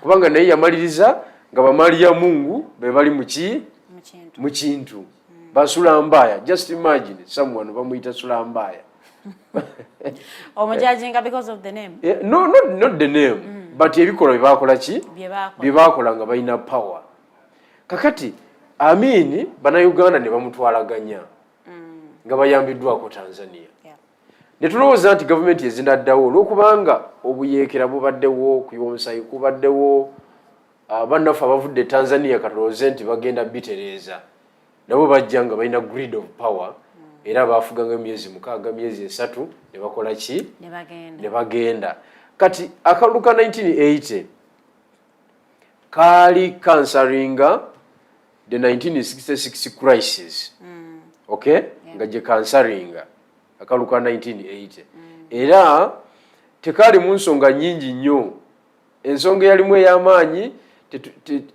tetugenda kukkiriza Obote yagoba kabaka wano eyatta kabaka kudda wano. The political statements ezaali mu kalulu ako. Era mwami omugenzi Dr. Semogere n'akawuuta buva. Mukawuuta obuva olw'okubanga military yali ku forefront n'ekawamba n'erangira mwami Obote ku kifuba era n'atambuza emyaka 5. Era naye teyatereeza byali bimulemye mu 1966 to 71. Wabula yayongerako bwongezi era n'awa cause of action abeefuula ba liberator, abeefuula ba revolutionalist ne bagenda mu nsiko ne bakuba emundu yaabwe, emundu n'ekwatayo. So emundu yaabwe wekwatayo bamwami Museveni n'abalala bakagame baani bannayuganda ne balowooza nti omuvubuka ono ebizibu bya Uganda abikola ki? Abitegeera kubanga abibaddemu ba actors bonna abadde nabo. Jukira mwami Museveni by 71 era yali ali ku high level ng'abeera mu State House by intelligence ng'ebintu abimanyi okiwulidde. Kivula teyakkiriza mwami Amini kola ki? Kumukulembera. Kakati mweyembeera ne kiba ki? Nga tulowooza nti mwami Museveni kaakuta obuyinza olw'okubanga atambudde n'abasajja bano bonna ebintu by'amagye abimanyi. Mu administration yabaddemu okiwulidde. Uganda kewummuleko. Kumbe twali twekuba ssasi mu ki? Bakadde baffe baali beekuba ssasi mu ki? Mu kigere. Here we are now. Offices za National Unity Platform zizingiddwako. Today's morning. Zizingiddwako. Ekibiina ky'ebyobufuzi tekikkirizibwa cooperatinga ku headquarters zaakyo. Omukulembeze w'ekibiina ky'ebyobufuzi agiddwa ku nnyonyi n'atwalibwa mu makage nga bamuyingiza mu ggwanga nga tayise na mu immigration procedures nga tazigoberedde eza entry. So olabira ddala nti tukyali mugadibe sengavuddemu ngaddamu nti ebizibu bye twafuna mu gyenkaaga nakati bye tukyalimu after 61 years. So 61 years it has been a waste of time. Tewaliwo lesson gye tuyigiddeko. So you are actually saying Uganda was better mu mikono gy'omuzungu okusinga egya muddugavu munnafu bamu na Uganda. Anti omuzungu yakuteerawo eddwaliro ly'Emmengo ly'Emulago. Wayoyingiddemu n'olaba history w'eddwaliro eryo ng'egi lyakolangamu. Nga n'omujjanjabi gwogenze omujjanjabi nga n'omujjanjabi afuna emmere. Ono agenze okulabirira omulwadde nga naye afuna emmere. Ng'eddagala gye liri ng'omusawo gy'ali. Okay? Nina ka timetable ke nalaba abazungu ke baateekamu nga bakubawo programu y'olunaku. Dokita ali ku duty okuva ku ssaawa eno. Era ne kakati program timetable gye ziri. Tebiriyo. Tibakulimba. Kyogamba omusawo ayagala yajja. Tosobola kumanya musawo ki ali ku duty. Ate unaamumanyi otya gwe. Ozene oli mulwadde wankaka ovudde eri wansi buswankama. Naye lwaki togenda mu health center teriigwa owenkaka? Kiremye omanyi kye bayita national referral. Bakurifarinze because wansi bikoze eki? Biganye. So naye genda y'olwaleero eddagala olina digula wabweru. Era bano abakulu bazimbawo ne pharmacy y'amaanyi yeringa supermarket ey'eddagala.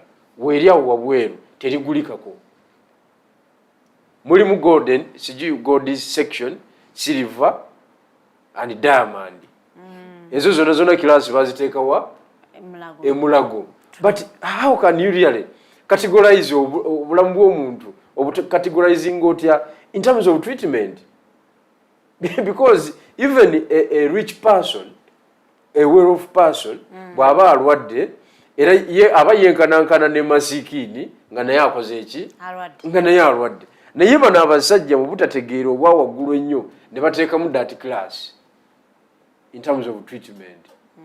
Kati ekyo omuzungu teyakikola. Omuzungu teyakikola ekyo.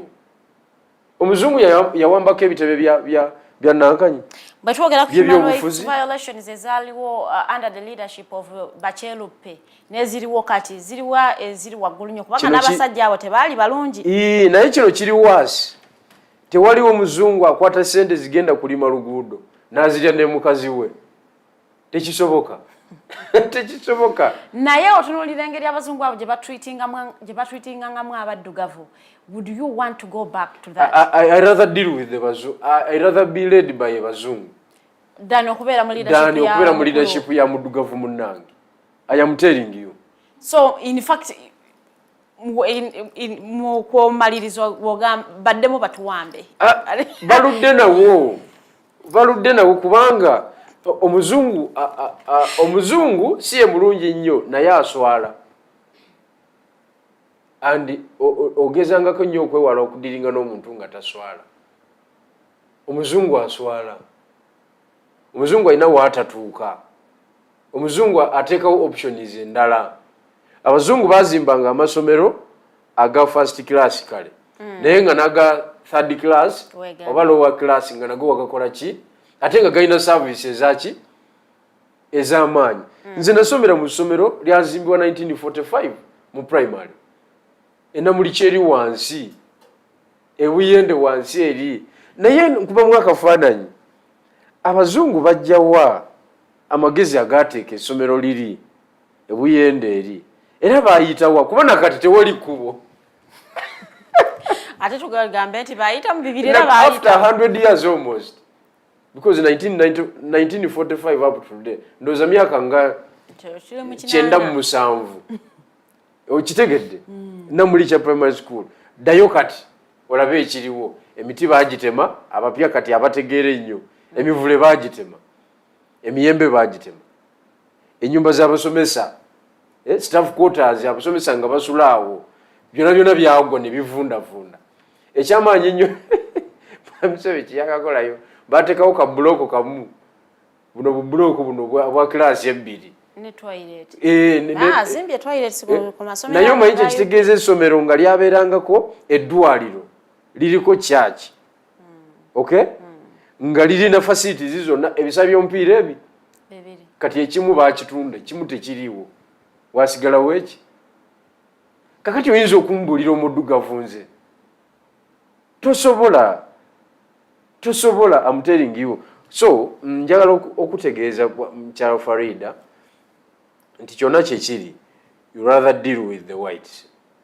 So munjogera tetwetaaga bwetwaze twetaaga okubanga tulina tutegeerera tetusobola kweyimirizaawo ng'abaddugavu naye abaddugavu tulemeddwa okuprovinga the world nti we are human beings. Ekyo statement I am telling you gamba okuprovinga tusobola oba okwefuga anti kyenjagala okutegeeza but we don't need to prove anyone to we are human beings kyeraga tukulabira ku characteristics ez'omuddugavu we are extremely selfish. Okay, that is typical of a human being. No but leadership tusobola kubeera bwotyo because you are controlling public resources. These are not private resources. Naye abaddugavu bw'okimanyi nti mu UN General Assembly abakulembeze ababeerayo nga baluddeko bava ku lukalu lwa Africa. That is true. Nga bafuze emyaka 3-4 bavudde wano wokka wali awala tekiriiyo. Walaba akatambi ng'omuwala we Sierra Leone asanze Prime Minister we Netherlands ng'atambula agenda ku ki ng'omuwala ne yeewunya n'agamba oh my God I'm here with the Prime Minister of Netherlands. Era Prime Minister n'amuwa selfie naye nga obudde bumuyiseeko I am rushing to the office. Naye Museveni ayitewo wano bano babagisaako n'ebyuma bino TV yamutebeerako ng'ayitawo buyisi awo ng'ayitawo buyisi awo. But what is Uganda to Netherlands? What is Uganda? Tugambe nti abaddugavu tetwategeera political question y'obwetwazi gye tetwategeera the question of leadership in the Republic of Uganda tetwagitegeera nti when you are in the Republic of Uganda you were musoga. Okay, togenda kufuga kufiira ku bantu togenda kuwa bantu bo bokka ab'ebusoga emirimu ekyabazungu tebakikola okitegedde so mweyo embeera twetaaga okuddayo twebuuza ekibuuzo nti what is the term presidency mean okay what was the term republic mean tuinterpreting ebyo ebintu bimeka bibiri because the moment you munyankole ofunye obuyinza okitegedde oyagala gamba abantu nti Banyankole they are going to rule until nga Jesus akoze eki is it practical it is not so ensi oba ogitadde mu katyabaga abantu kubagana Yuana Choli Yuelangi okay Miliion Obote oyagala kutugamba nti abalango bagenda kufuga pake banakola ki pake banakowa mu republic erimu kabiras 54 tekisoboka busobozi so we are still struggling with that question tetunafuna answer yayo twatulowooza nti Museveni agenda kuansaringa that political question kubanga yaweebwa obudde bungi nnyo niwakubadde nga wabaddewo entalo nyingi nnyo ez'enjawulo naye nga entalo ezo ezibaddewo zonna zibadde zigezaako okutegeeza bannansi nti ono ali mu buyinza muyaaye alimba bulimbi okitegedde alimba bulimbi ebintu by'okulaakulanya eggwanga si byakola ki aweereddwa obudde bungi nnyo okola buli kyayagala okiwulidde naye kati wetwogerera kati obuyinza abulina naye bumwokya aniwo okubuwa bumwokya and that is a crisis kiringa bonovuga Mwami Museveni ali mu state nga bwetwayigiranga okuvuga obugaali mu byalo osobola okagira bwoti n'okabuukira ne katambula ogenda ng'otereza kati problem wejjira okavaako otya kali Museveni ali mu eyo state akagaali akaliko kituufu kamutwala kaserengeta naye kyonna kyekiri akavaako na kigwo era ffe twayigiranga obugaali nga bwotyo bwokavaako omulundi gwo ogusoosoka kakola ki okavuga kigwo oluusi obunankanyi bwamu ne bukufumita ate n'oyingira eddwaliro okiwulidde okavaako na maziga kyekyo kyennyini kyetugendamu agenda n'atunuulira muhoozi mpe muhoozi naye taweeka buyinza taweeka buyinza I'm telling you by all standards ya demonstrate nze n'alemwa buli muntu n'akkiriza n'agamba uyo ikoovyo togamba buli muntu gamba gwe nokkiriza gw'omulonda Farida gw'olonda muhoozi tulina secret ballot nze gwe nonda tokiraba kakati tomulonda n'omuntu omulala takola ki tamulonda teekako nti simulonda by sympathy can you sympathize with him the answer is no niwo batonzizeemu okitegedde so mweyo embeera njagala okutegeeza and it is the only option kubanga ku intelligence gye nina ate eraga nti agala kuswitchinga ate ayina ate candidate omulala gwagala okuswitchingako obuzibu bwa leadership bwe tulina ne Uganda buli characterized ne tribes ennyingi ze tulina nga Uganda that we agree so mu bufu bwe buna mwe mujjira mu leadership eyo era nga omukulembeze wamwe abakwatidde omumuli naye alina tribe gy'avaamu don't you think era namwe mulina kye mugenda okutambuza kyekimu ekibaddewo okuva 1962 nga namwe mugenda kitwala mu maaso nandi kakati ffe tusaba Katonda atuwe chance tufugemu ku ggwanga lino ffe kati we are the messiahs political messiahs yes ababadde balindirirwa ebbanga lyonna kubanga at least tustudies the historical problem of the Republic of Uganda. N'abaliwo then abalaba Museveni tiyabiraba they agreed nti Museveni anti tiyabiraba I mean tiyakola ki he was not the one he was not the messiah he failed so we have gotten the real messiah yes the political messiah now is Robert Kyagulanyi Ssentamu and his leadership. Okay. Okay? For to get to answering that the tribal question, okay? The unequal distribution of national resources, the misuse of power and authority, okay? The unwanted expenditure, extravagance y'abakungu ba government. Nobanga abantu bali ebusoga bafa bagwawo. Jona badde njogera ne muganda wange bamulenzi meya weiganga. Yabadde n'emirambo 9. Cause emirambo 9 muiganga municipality wokka yaziise n'akoma.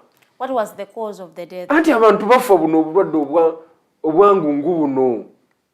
Biki mutima gwazikidde biki musujja. Mutima okuzikira si bulwadde bwangu. Bali balangiriddeyo nti waliyo obulwadde obuli special nga onagamba nti pandemic oba biki. No. Kitegeeza abantu bafa obulwadde buno obujjanjabika. Okiwulidde. But nga government yakakwata 3.5 billion eya delegation yageze mu UN. That is unwanted expenditure. True. Extravagance. Minister omunga yayise wano. Minister wa Museveni omu bwati. Sente government za Uganda zemusasanyako. You can't believe. You can't believe. First family yonna sente zesasanya olunaku ku welfare yaabwe zimala kuba Museveni yeka wakawumbi 1 billion per day. Museveni yeka. Nekati mukyala we wa 500 million per day. Kakati ate muwozi olunaku esente zikola ku security ye muwozi wa 400 million per day. Okiwulidde?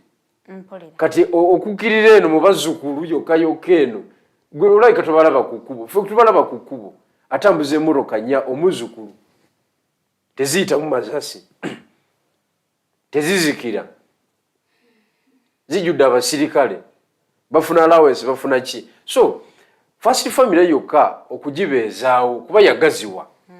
Sogedde ku Genosale oyo ate ali mu nsi ndala. Deputy Vice President de facto. Okay?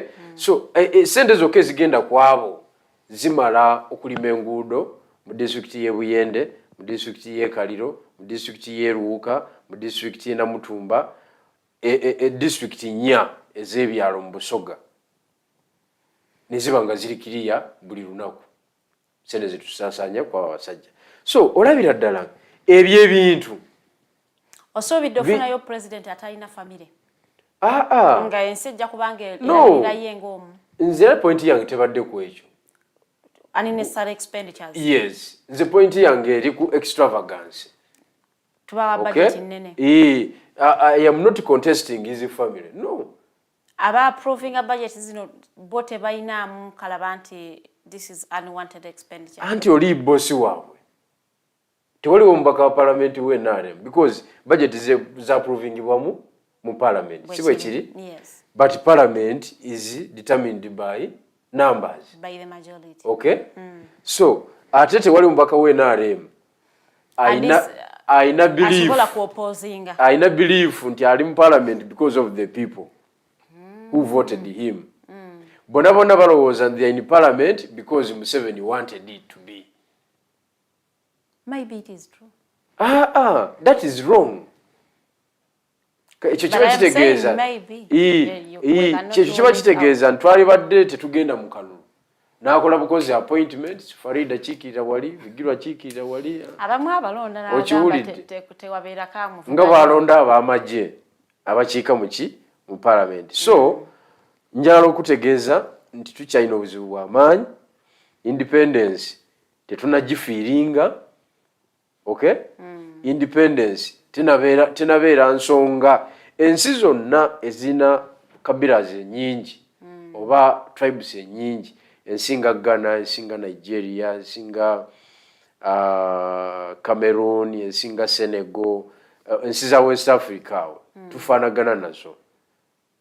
Ensi nga Nigeria, Ghana zasalawo nezi ushering in democracy. ne bagaba naye tulwanaganye amawanga gakubaganye okiwulidde tussa abantu tutinganye sinakutta bantu tutinganye because buli lwokwata obuyinza ng'oli Muganda abanyankole ne balwana babukujjeko olutalo lufuuka lwa Baganda ndiba banyankole ne mutingana okay so mweye embeera mumaliriza tribes zombi zikoze eki zifiiriddwa kakati kiba kitegeeza ki nti eggwanga terigenda mu maaso kati baasalawo ne bagaziya ne bazanya politics above tribes. That is the politics of political parties. Because a political party ebeera above tribe. Yeah. Gobadde okimanyi nti nze nsobola okubeera n'omutwalo gw'essente. Okay? Nga nina abantu babiri abalina obwetaavu. Nina muganda wange alina obwetaavu. Nina ne comrade alina buki? Bombi enjala ebaluma. Okitegedde? Okimanyi nti nsobola okukwata 5,000 nenziwa comrade. Okay? Nga mukyoli katugeze mukyoli. Is a member of National Unity Platform. Ntambuza naye emirimu gya buli nnaku. Gwe nsooka okusortinga out nga muganda wo tanakola ki? Tunamusortinga. That is the spirit of nationalism. Kasa mutuuka ku eyo level eggwanga liba likula. Ate mugituukako mutya? Mugituukako through political parties. Okitegeera? Kuba kati nze malako omwaka nga sibadde mu lukiiko lwa family. Omwaka gukutuuka. Nina abantu benakula nabo bato bange, bakulu bange, abaana b'abakulu bange, ba family members nga mala emyaka 2 simukoze eki? Simulabye. So ate bwe mbatwala ate sibwe ntwala Lubongoya. Kubanga ono ntambuza naye buki? Yafuuka muganda wange. Okitegedde? So ekyo awe eggwanga werikulira nti kasa mutuuka ku eyo level. Kasa mutuuka ku eyo level. Muba mugenze mu kukuza eggwanga ne likulaakulana. Amawanga gonna aga breaking through bwe gatyo gakoze eki? Nigeria waliyo zikuuzi nyingi. Kati zikyasooka kubanga obuyinza babuuza ki mu bantu. People vote ne baleeta omuntu era kuuzi ezibaddewo awo mu West Africa. Zibadde zaagala ku influencing another coup in Nigeria. Ne wabeerayo ne debate nti chief amagye why don't you cause a coup? N'abagamba ebyo twabikola ki? Twabivaamu. We are here for the current president. Nga tumaliriza. Tewaliwoko birungi bye tufunye. Bukyanga tufuna independence. Bw'oyogera bw'otyo oba omenya amateeka mangi. Agaani. Kubanga kiba kitegeeza bwedda byenjogera. To you. To me. Tewali kirungi kyonna. Any other person. You don't include anyone. And I speak on behalf of others. I am one institution. I am not a... Okay, to you. Yes. And others. According to us, okay, as National Unity Platform, never na Uganda abalala abamanyi ebigenda mu maaso. Kase mubanga temunaba kwansalinga the political question. Okay? Muba temuyinaako kirungi kye mutuuseeko n'ekimu. Ekyokulabirako. Singa ekizimbe kino kibeeramu bbomu. Ng'eri awo ebala. Okiwulidde? Yes. Naye ne mwagala okusala amagezi agajijja mu kizimbe kino. Ne gaba nga gakyakoze eki? Gakyabuze. Olw'okubanga tenatulika, tekitegeeza nti mulyoke. Kituufu. Okitegedde? Kakati kye tuliko. Tuliko time bomb. Tuli time bomb ebala n'okubala. Buli muntu alaba engeri esobola n'okutulikamu. Naye olw'okuba nabameka abayinza okufa. Yes. Naye olw'okuba tenatulika abantu balowooza nti we are now okay. Tugira tunywa, tugira tutambulira. At the end of the day egenda kukola ki? Egenda kutulika. Egenda kuba akazimbe kano konna ekakole ki? Ekamalewo. And that is it. So nibo okoze eki? Kati look at Libya. Look at Libya, that is the living example. Because of the 42 years of one man, nakati struggling. He totally divided, infrastructure destroyed, tewaliwo leadership, tewaliwo power nga etegerekeka eriwamu, kwegamba ensi yasaanawo. But yasaanawo because of the irregularities and destructive actions ezakolebwani omugenzi Gaddafi. Yes. Sibula abatulabye olunaku lwali. Abatulaba mwebali nnyo mwebali ddala. Mutusonyiwe tetumazeeko dakiika zaffe ensonga ez'enjawulo naye nsaba Mungu atuyambe tusinkane ku Monday nga tukyali balamu. Ku Lwokusatu lwa wiiki eno President His Excellency Robert Kyagulanyi Ssentamu ali Kamuli gyenva nze agenda okumukyaza. Nafunye omukisa okukyaza omukulembeze mu constituency yo. Yes, mu kitundu mwenva si mu constituency, mu kitundu mwenva. Era tusuubira okwaya nayo obulungi, tuvumirira ne sekuvumirira yenna ebikolwa ebikoleddwa ab'ebyokwerinda ku makya ga leero ne muzingako ofiisi zaffe ez'Kamwokya, era bwe nva wano nange ngenda kwegatta ku bannange tugende batunnyonnyola lwaki tetusobola kwakisesinga our offices. Weewaawo mbadde balabi balungi nnyo short tugikatinze short General Bigirwa Moses is needed somewhere urgently so tujja kutuusaawo okwetonda kwaffe naye ng'era obudakiika tubadde tubutambuza so mutusonyiwiraawo comments genda kubanga ate nziyitamu olw'ensonga ya kadde njagala okubaagaliza olunaku olulungi sinkane olunaku lw'eggulo tujja kuba ssaawa emu ku hotline omukulu Rogers tuyahabwe agenda kubanga ate wali one a very good morning. Have yourself a good day.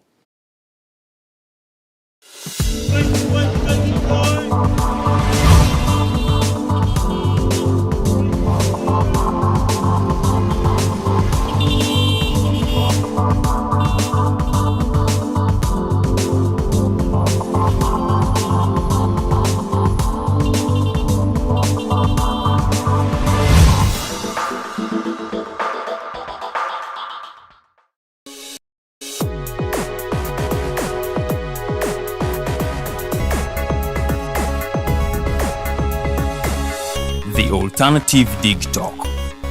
Real issues, real talk.